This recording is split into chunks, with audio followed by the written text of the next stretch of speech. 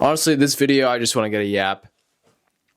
For me, I like to just post one YouTube video a month, but I know in the future that's going to be changing. For me, or where I'm currently at, I have been in school. Not really, though. I have been here every single day since mid January, just working on the business. Through the process of growing my business now, I can finally say it's at a point where it's structured enough to call it that it's more than just a dump for you LinkedIn agency. I'm getting into the Medicare space. I've taken on a bunch of different types of businesses, and through the process of business, it really depends on how you want to operate as a person, but I like to be super specific. I don't like being split-minded at all. It's very hard for me to focus on two things at once. Although it is nice to have cloud code to do work for me now. And, my business itself is just becoming, I say it's NurtureFlow AI. It actually is like this bunch of stuff that I can create that is created from AI. So it's cool. It's cool. I came on here last time talking about a time tracker, and I just made something that pops up and tracks my time automatically now with Cloud Code. So it's cool. It's cool. But anyways, with the Medicare stuff, my agency is now going to get specifically into taking on Medicare agents. So that's the only people I want to work with. I don't really want to work with any different niches coming forward. Down the line, sure, we'll do life insurance, we'll do health insurance, but for me, it's so much easier. And I wish I understood that. There's a lot of things I wish I would have understood when I first started business. And obviously, you're not going to understand it until you actually try a bunch of things. But it's so much easier to create content, to sell people on something, because it's just one person instead of this mass audience of people that can share some different pain, say the same pain point. They can all share some pain point, but it's harder to actually come to them unless you don't have this huge authority to your name that you've been able to work with all these different businesses and drive results. But it's cool. I have a really big deal coming up, and it's perfect for me with school. I'm about to graduate. I'm about to graduate in May. And it's really going to change the trajectory of how I move forward. It's going to be a deal where I don't need to really do any outreach myself for my business and just grow with the agency that I'm going to be working with. The past 4 years have been challenging. I love a challenge. When I come on here and I do these YouTube videos, it's really to reflect on my time, on what I actually had to do. It's a common viewpoint I have every time I step onto the camera, because, well, I don't treat YouTube like I treat any other platform. I treat YouTube just like I'm just talking to my future self, or I'm talking to my future kids. Like, I'm just gonna be cool, Like, my kids can look back and be like, "Damn, this guy was balling. Like, this guy was like building a clothing brand when he first started, and now he's here, and now he's building this agency and working with in the insurance space. Like, wow, my dad's pretty cool. You know what I mean? That's why I do this. I don't do this to. I don't do this to make views at this point. I'm gonna have to at some point, because for LinkedIn, there's no Medicare agents on there, which is great because I can show them there's a huge opportunity, which there is, and I've done really great results for an agent. So, but they're huge on YouTube. They're the agencies that will take Medicare agents on and just Medicare advice is humongous on YouTube. So I will need to start promoting myself, creating educational videos. And you're going to see that in the future. I have to put more time into actually creating content. And that's something I'm starting to do now. I will never not make one YouTube video a month. It's just something, it's a habit of mine that I'm always going to keep to myself. I'm going to have to create more. But for the business itself, I want to talk about AI. And it's something I talk about with a lot of people I know, especially Jason. People have worries on where AI is going to go. For a person that uses AI every single day, I work 8 to 12 hours a day. I'm not going to lie. I work 8 to 12 hours a day. But for someone who uses that during the entire block, AI is never going to be able to take away creative writing, for the reason that everyone has the same opportunities for writing content now with Claude. That first off, everyone thinks that, like, oh, I have this crazy thing and no one else has it. When in reality, because they created this huge, like, crazy system, but it's all based on Claude. It's all based on Claude, that they think, like, oh, like, no one else has, like, this though with Claude. It's like, no, it's still the same thing. You just tweaked it, made it specific to a specific audience. It's just not. It doesn't come from here. You have to be a good writer to actually go out and get viral, get clients. That's one thing. DM setting, I know someone that has taken that process away, so I know it's possible. But when it gets to, because this is I want to be real for a second. When it comes down to the stuff you see on Reels, of like Reels, or if you're on LinkedIn, like rip X, this X dollar amount of system just replaced them. Comment whatever comment CTA you get, and you see on a Reel or a LinkedIn post of them saying graphic designers, editors, DM setters, all of that. Yes, in practice, it could get replaced. Okay, I know someone who has replaced the process when it comes to DMs.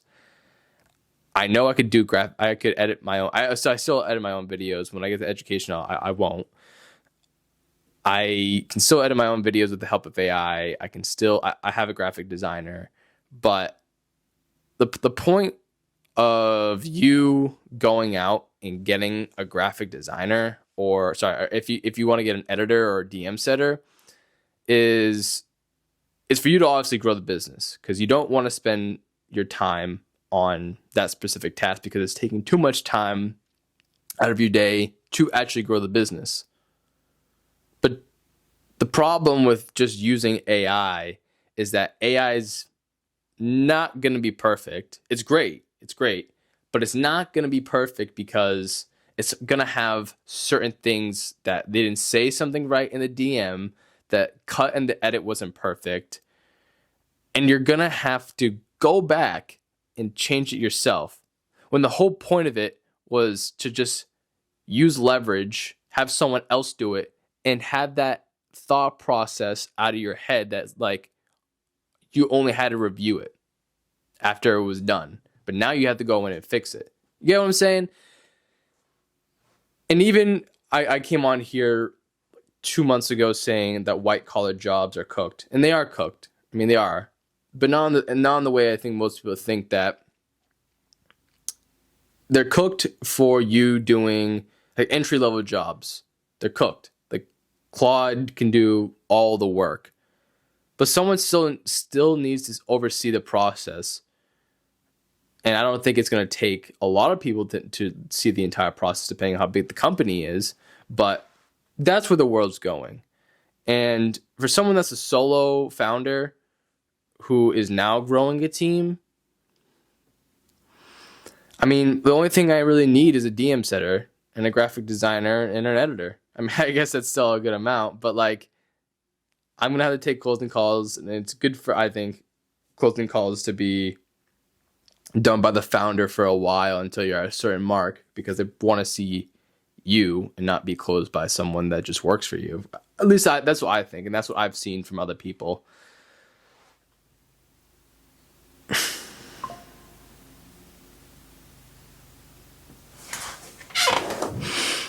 But for the first time, I feel like I could say this a lot, but I have a really great understanding of business now.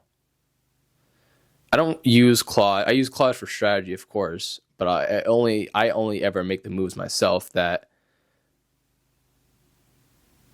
I'm at a really good position in life. I put money away for retirement. I can ask Claude on a certain task where I'm like, I don't know what to do with this. Can you just show me this visually? And it'll just show me it visually, and I just feel like, okay, that's great. I have great friends. I love my girlfriend. There's just so many things that when you, I've had a lot of people hit me up lately just asking about business, on how I started, and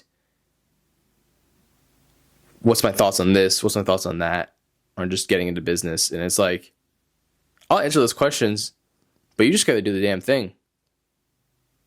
I didn't know anything when I started. I didn't know shit.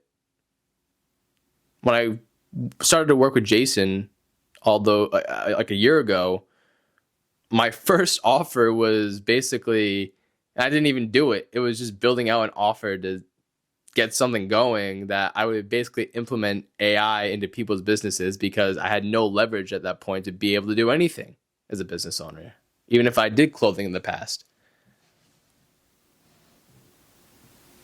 So really my business career for what I have now with NurtureFlow has been a year now. Yeah, I've been trying out business for a while, but to actually understand business and get to the point where I had someone holding my hand and showing me, that's what it takes, man. It's like you don't have a choice to, well, if you're in business, if you want to actually start a business, you legitimately have to choose at that moment, okay, am I going to work a job and work up the 9 to 5? Or am I going to go all in on my business and not overthink this, and you're going to have those thoughts of like, oh shit, like maybe I should just get my job back. But like, you got to choose one or the other, man, and just go all in and do the damn thing. That's what I did. That's what I was told to do. And now I'm at a point in my business that I just understand it. One last thing before I go.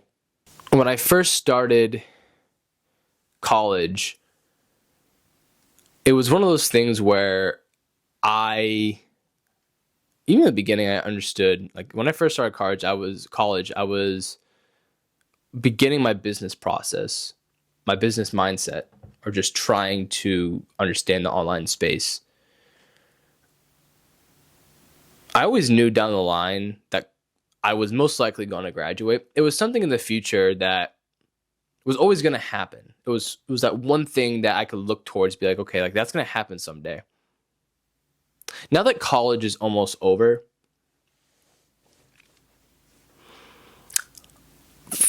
I think it hit me maybe 2 weeks ago, I started to feel something where I'm like, okay, what's next? And I didn't have that what was next. I won't share to you what I do have next, because I want to keep it to myself. And when you share a big goal like that, you kind of believe that you already achieved it. I didn't achieve it. It's a very big goal. It's 4 years out. It's when I turn 26. But I think people need that in life. And I want to share it here, that it should be a goal that is believable, but it's still very far out. And that's exactly what I chose. And I know a lot of people graduating college now, or most people I'm graduating with are, I'd probably say 80% of them, maybe even 90% of them are getting a job. That's not a problem. It's just the truth. That next thing is that North Star has really helped me see where I need to go next. Because sometimes the days just feel like, okay, where am I actually going? It's not that I'm like, oh, I don't want to make $10,000 a month, or oh, like I don't want to get rich or anything along those lines. But it's like a feeling of, okay, I can keep doing this for a while. I know I can, but what are we actually doing here? Having that goal in years to come, well, I believe everyone needs it. But I'm going to log off here, and I'll talk to you soon.